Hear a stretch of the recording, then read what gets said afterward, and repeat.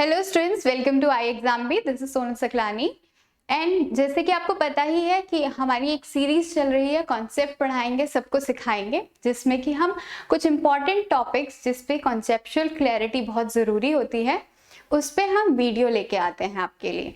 सो उसी सीरीज को कंटिन्यू करते हुए आज का टॉपिक है हमारा cropping intensity and rotational intensity. इस टॉपिक पे बच्चों को काफ़ी कंफ्यूजन रहता है, तो आई होप इस वीडियो के बाद आपके सारे कंफ्यूजन दूर हो जाएंगे और इससे रिलेटेड जो भी न्यूमेरिकल होगा आप इजीली सॉल्व करते रहेंगे। देखिए, जो हमारी ये सीरीज है कॉन्सेप्ट पढ़ाएंगे सबको सिखाएंगे, इसमें हर दूसरे दिन एक नया वीडियो आता रहता है। आई वुड रिकमेंड, अगर आपने अभी तक वीडियो नहीं देखे हैं ये सारे, तो आप प्लेलिस्ट में जाइए और सारे वीडियोस चेक करिए ताकि आपके सारे कॉन्सेप्ट्स क्लियर हो जाए। तो आज का टॉपिक जैसे है क्रॉपिंग इंटेंसिटी। सो क्रॉपिंग इंटेंसिटी बेसिकली क्या बताता है? सी क्रॉपिंग इंटेंसिटी, इंटेंसिवली हम कितना, जो लैंड एक रिसोर्स होता है उसको कितना इंटेंसली हम यूज करते हैं for the cropping purpose. So that shows cropping intensity, वो ही हमें बताता है। ठीक है, तो इसका फॉर्मूला क्या है? Cropping intensity is total cropped area upon net cropped area into 100 and this is for 1 year। एक साल में हम टोटल क्रॉप्ड एरिया क्या है इसमें? बेसिकली देखो, आप कंसिडर करोगे एक, suppose this is a farm land area, ठीक है, 1 हेक्टेयर का ये एरिया है। अब इस एरिया में हमने, इस कल्टिवेबल फील्ड में हमने क्या करा? क्रॉप्स ग्रो करी। पहले खरीफ सीजन में suppose there is crop A and then Rabi season में we grew crop B। So total cropped area कितना हो गया हमारा? 1 हेक्टेयर खरीफ सीजन में लगा and 1 hectare land area rabi season में लगा। So total cropped area would be 2 hectares। But the net cropped area, जो net cropped area था एक ही फील्ड में लगाया था, that was of 1 hectare। So it would be considered 1 hectare into 100 कर देंगे। ठीक है, तो ये कितना आ जाएगा हमारा? It would be right here 200%। ठीक है, तो ये परसेंटेज में आता है बेसिकली। सो क्रॉपिंग इंटेंसिटी कितनी हो जाएगी हमारी? उस लैंड एरिया के लिए क्रॉपिंग इंटेंसिटी वुड बी 200। अब इसमें कुछ पॉइंट्स जो है आपको माइंड में रखने हैं। फर्स्ट इज, अगर if there is intercrop, suppose कि हमने ग्रो करा है मेज एंड उसके साथ हमने लगा दिया वुड बी। ओके, सो ये क्या है? दोनों क्रॉप जो है एक साथ लगा रखी है एक ही फील्ड में। तो हम इसमें कैसे कंसिडर करेंगे? अगर हमारे पास फील्ड एरिया है ऑफ 1 हेक्टेयर, 1 हेक्टेयर एरिया ही है और उसमें हमने मेज भी ग्रो करा है और हमने वुड बीन भी ग्रो करी है। तो इसमें क्या होगा कि सपोज 50-50% ही दोनों में डिस्ट्रीब्यूट कर रखा है, या फिर यू कैन कंसिडर कि 60-40% में भी डिस्ट्रीब्यूट कर रखा है। 60% एरिया में हमने मेज लगाया है एंड 40% एरिया में वुड बीन लगाया है। तो मेज कितना होगा? 0.6 हेक्टेयर एरिया में है, वेयर एज वुड बीन जो है 0.4 हेक्टेयर एरिया में। तो इसको हम दोनों को एक साथ ऐड करेंगे। ठीक है, इन इंटरक्रॉपिंग वाला जो सिस्टम है उसमें हम उतना एरिया ही उसका कंसिडर करेंगे। सो ये मिलके 1 हेक्टेयर हो जाएगा, 1 हेक्टेयर फॉर 1 सीजन। ठीक है, suppose this is grown in 1 season और लेट मी इरेज दिस। ठीक है, यहां पर लिख देती हूँ मैं 0.6 हेक्टेयर प्लस 0.4 हेक्टेयर एक सीजन में करा, देन दूसरे सीजन में हमने वहां पर वीट लगा दिया, that would also be 1 hectare. तो इसका भी टोटल कितना आ जाएगा? टोटल ऐड करके 2 हेक्टेयर आ जाएगा and upon net cropped area तो हमारा 1 हेक्टेयर ही है इंटू 100, तो ये भी हो जाएगा हमारा 200%। तो ऑल्दो हमारी क्रॉप्स 3 लगी है, ठीक है, फर्स्ट सीजन में हमने इंटरक्रॉपिंग करी 2 क्रॉप्स के साथ, मेज और वुड बीन के साथ।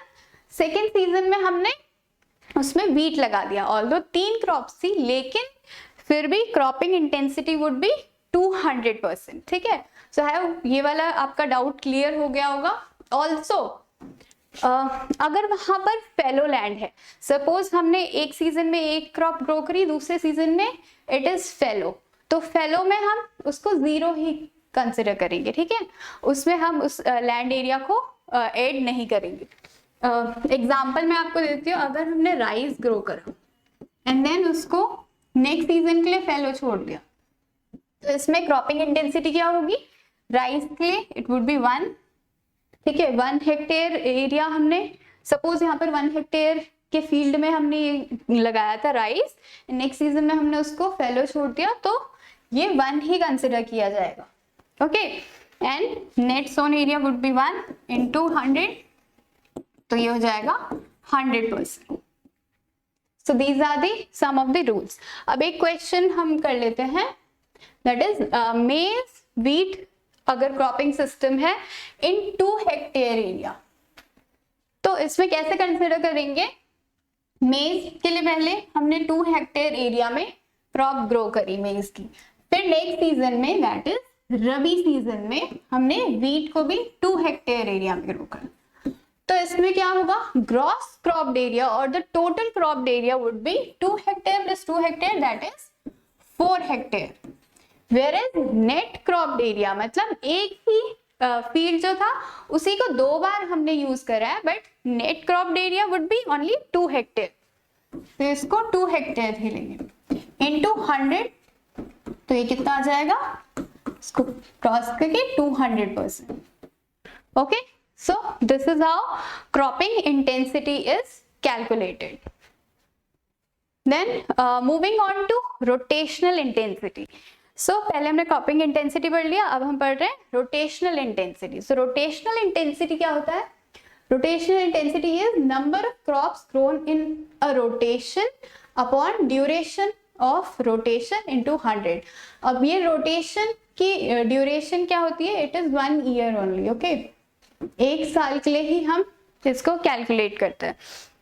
तो क्रॉप आपने उसमें देखा होगा क्रॉपिंग इंटेंसिटी में हम एरिया के बेसिस पे कैलकुलेशन करते हैं, वेयर एज जो हमारा रोटेशनल इंटेंसिटी है उसमें हम एरिया कंसिडर नहीं करते, ठीक है, हम इसमें सिर्फ क्रॉप्स का ड्यूरेशन और number of crops he consider करते हैं बेसिकली। ये जो एरिया है ये ज़्यादा बड़ा भी हो सकता है, छोटा भी हो सकता है, इसमें हम कंसिडर नहीं कर रहे हैं कि कितना एरिया है, we are only concerned about कि नंबर ऑफ क्रॉप्स कितनी ग्रो की है एंड इसका ड्यूरेशन कितना है। तो इसमें भी रूल्स कुछ हैं जो हमें माइंड में रखने होते हैं। फर्स्ट इज, अगर जिसमें आपको कंफ्यूजन होगा, दैट इज इंटरक्रॉप। अगर इसमें भी लगा रहे हैं हम, अगर हम इसमें इंटरक्रॉपिंग कर रहे हैं तो हम उसको कितनी क्रॉप्स कंसिडर करेंगे, it will be considered single. इसमें आप एग्जांपल दे सकते हो, जैसे वीट और मस्टर्ड लगा, ठीक है, रबी सीजन में अगर हमने वीट और मस्टर्ड एक साथ ग्रो करा है तो it will be counted as 1, एक ही क्रॉप उसको काउंट किया जाएगा, ठीक है। देन ऑल्सो अगर कोई ग्रीन मैन्योर क्रॉप लगाइए, ठीक है, ग्रीन मैन्योर क्रॉप्स कैसी होती है हमारी, जो सन हेम्प हो गया, ढैंचा वगैरह हो गया, तो जब हम उसको फील्ड में जब लगाते हैं तो उसको हम क्रॉप्स में काउंट नहीं करते। क्यों नहीं करते, बिकॉज जो हम ये ग्रीन मैन्योर क्रॉप्स लगाते हैं उसको हम अल्टीमेटली फर्टिलिटी इंक्रीज करने के लिए लगा रहे हो, that is not for a commercial purpose, ठीक है, वो सॉइल की फर्टिलिटी इंक्रीज करने के लिए ही हम वहां पर ग्रीन मैन्योर क्रॉप्स लगाते हैं। ऑल्सो अगर फैलो लैंड अगर हमने छोड़ दिया है तो उसको भी हम 0 कंसिडर करेंगे, that won't be counted in the number of crops, okay. So let's see, इसका भी एक एग्जाम्पल देखते हैं। जैसे है सोरघम व्हीट प्लस मस्टर्ड। अब व्हीट प्लस मस्टर्ड दोनों इंटरक्रॉप है, दोनों एक साथ हमने लगा रखी है, तो इसको 1 कंसिडर करेंगे एंड सोरघम को भी 1 कंसिडर करेंगे। अब सी, इसका फॉर्मूला क्या था, number of crops grown in a rotation upon duration of rotation. So duration देख लेते हैं। सॉर्गम क्या होती है, खरीफ सीजन क्रॉप होती है, and wheat and mustard is rabi season crop.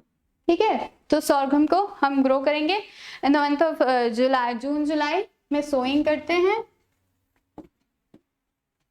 ठीक है, एंड देन हार्वेस्टिंग हो जाती है अक्टूबर नवंबर के मंथ में। द सेम वे व्हीट को अक्टूबर नवंबर में सो करते हैं and then it is harvested in the month of अप्रैल।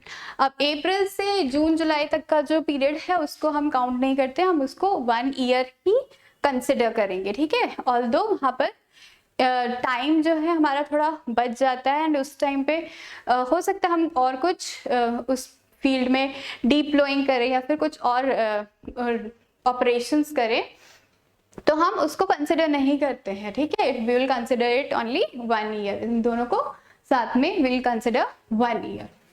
तो इसमें क्या है कि number of crops grown during upon the duration. तो नंबर ऑफ क्रॉप्स कितनी हो गया हमारी 2 एंड ड्यूरेशन कितना है हमारा 1 साल into 100, so it will B 200%। तो यहाँ पर रोटेशनल इंटेंसिटी क्या हो गई हमारी 200%। एंड सपोज कि अगर फेलो लैंड छोड़ा होता, ठीक है, सपोज हमने सॉर्गम ही ग्रो करा एंड देन उसके बाद फेलो छोड़ दिया लैंड को, तो फिर इसमें भी क्या कंसिडर करेंगे हम, इसको only one crop is grown in 1 year, तो इसका इंटेंसिटी, रोटेशनल इंटेंसिटी कितनी हो जाएगी 100%। ठीक है, सो आई होप अब आपको ये कॉन्सेप्ट जो है वो अच्छे से क्लियर हो गया होगा।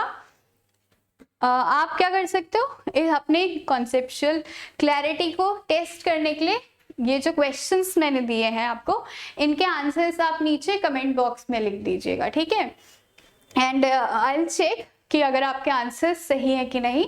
अगर आपको कोई भी डाउट है तो वो भी आप नीचे कमेंट बॉक्स में लिख सकते हैं। So the first question here it is, what will be the rotational intensity of a farm which has rice, sugarcane, ratoon and wheat as a crop rotation।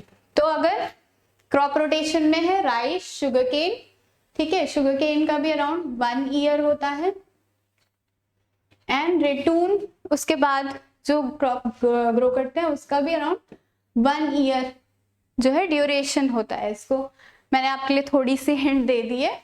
ठीक है, तो फिर आपको अब बताना है इसका रोटेशनल इंटेंसिटी। तो आई होप आप कैलकुलेट कर लेंगे, कैलकुलेट करके आप नीचे कमेंट बॉक्स में लिख दीजिए। Then question number 2, find out the rotational intensity of maize, wheat and sesbania. Sesbania is a green manure crop and I have already told you कि ग्रीन मैन्योर क्रॉप्स के लिए क्या रूल होता है। ठीक है, इसके ऑप्शन है 300, 100, 200, 150, 125%. This you have to calculate. Then question number 3, find out the rotational intensity for maize, urd, wheat cropping rotation. So urd और wheat क्या है, सॉरी maize और urd क्या है यहाँ पर intercrop, and then wheat, maize और urd इंटरक्रॉप है एंड व्हीट नेक्स्ट सीजन में ग्रो कर रहे हैं। तो आपको you have to find the rotational intensity. Then question number 4, find out the cropping intensity इसमें निकालनी है for sorghum wheat crop in the rotation in 1 hectare area. Land area आपको दे रखा है। Question number 5, calculate the cropping intensity for pearl millet, wheat plus mustard in 2 hectare area. सो ये सारे questions के आंसर आप नीचे कमेंट बॉक्स में लिखें। जितना आप प्रैक्टिस करोगे उतना आपका कॉन्सेप्ट और क्लियर होगा। एंड मैंने मोस्टली ऐसे क्वेश्चंस दिए जिसमें आपको हो सकता है थोड़ा डाउट हो। अगर आपको कोई भी ऐसा डाउट आता है तो आप नीचे कमेंट बॉक्स में लिख सकते हैं, I try to answer them. ठीक है, आज की वीडियो के लिए इतना ही। आगे और भी कॉन्सेप्चुअल वीडियोस हम आपके लिए लेते आते रहेंगे। तब तक के लिए keep practising and keep learning. Thank you.